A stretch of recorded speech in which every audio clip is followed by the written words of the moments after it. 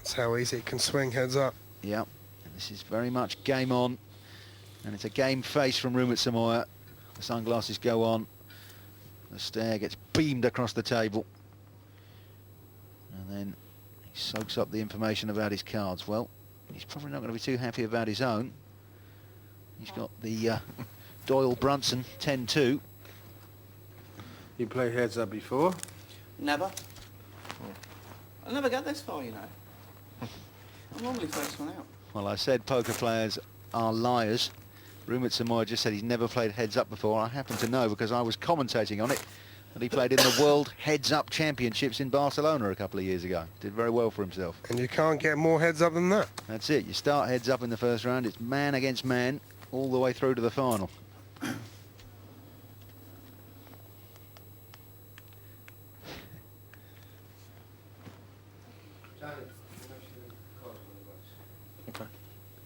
I always wonder what these guys' wives must think when they see them on telly and see how easily and how fluently they lie.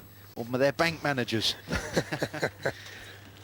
It works at the poker table, but when you bring it home, I expect you get a little bit of a suspicious glance.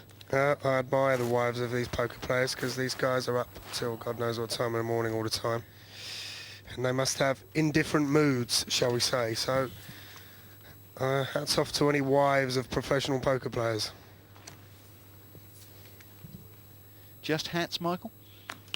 Well, depends what time it is. Watershed. Well, Make it 8,000. back to the action. And that is action. And I think we're going to see fireworks here. We could see an all-in and a call. I'm all in. Yep.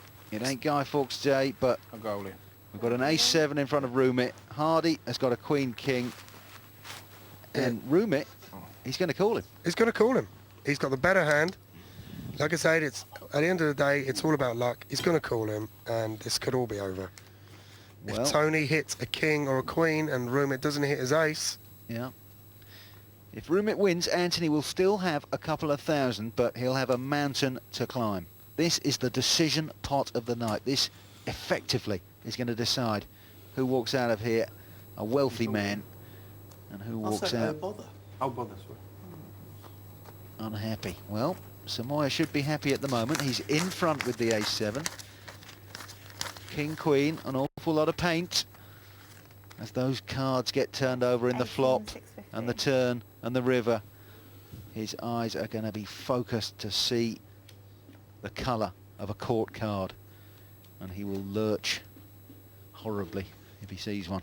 what a decision he has to make. If I pass, I haven't got anything left to play £50,000 rests on this one decision. with. As bad as this is, I'm And gonna he's have got to call. He has to call. I might be in front. I might. I'll go over first. How's that? Oh, I don't think Tony's going to like that. The same coup we had before. Yeah, Anthony Hardy came so close last week. Only a terrible beat on the river knocked him out. Is it his turn to get lucky? It's a jack. Well, that has given Anthony Hardy an up and down straight draw. No. Doesn't want to nice. see Ace a would be king. Ace should be a lovely card. Sorry, an ace, Rumit. He really doesn't want to see an ace. Keep 'em nice and low. No. Keep him nice and low, he says. He's in front now, but he knows an ace or a 9, Ace, queen or king. a king Yeah, or a that could- queen. A 9 did him on the river last time. It's a Oh, king. it's a king. It is a king. You got your covered? Yeah, he's got me covered. Okay. And Anthony Hardy, King last. he was in front, going in. He had enough money just Stay there, lads. to knock Rumit That was Samaya a for close 6. race.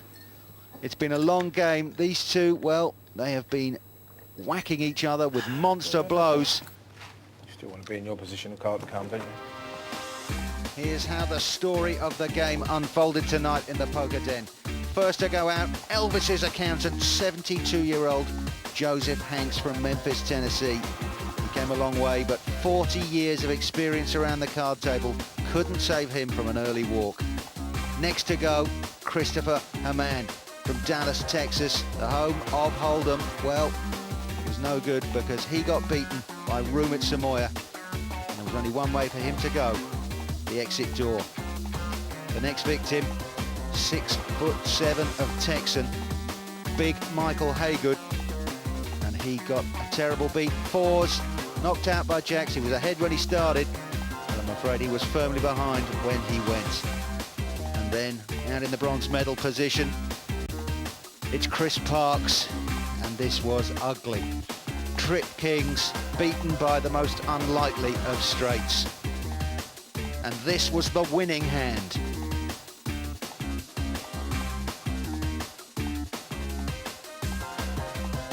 Well, Anthony, we could see the joy on your face when you went in. Rumit was actually in front of you with the A7. The king, queen you had. The flop was great, an open-ended straight. The turn was no good, but that river card, was that just an explosion of joy?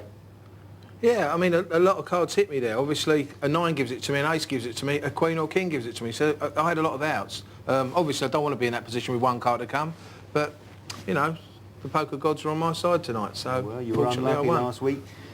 I heard you say, just give me low cards. You knew. Low cards, pair the board, anything, you know. I mean, the river's been cruel to me in TV tournaments of late.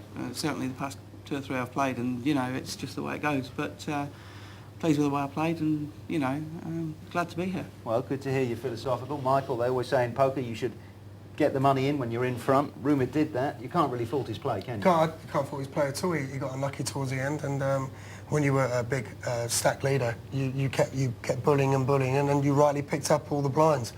And then all of a sudden the pendulum started swinging Anthony's way, and that's when I was kind of calling it that Anthony would probably go ahead and win. You know? It was when I lost the king-queen against his ace-7. That's That was the probably irony. what The did it. hand came back round. That I had ace-7 and he had king-queen to win it. yeah. And it was the other way around. It's just ironic that, you know, had I got the right end of one of those 2 pots, you know, I'd be taking that home. Well, that's one of the oldest poker stories in the book. If only I'd got different cards, if only my opponent had slightly better cards when I had great hole cards. We've seen some great poker here tonight in the partypoker.com Poker Den. Make sure you join us next time. Good night.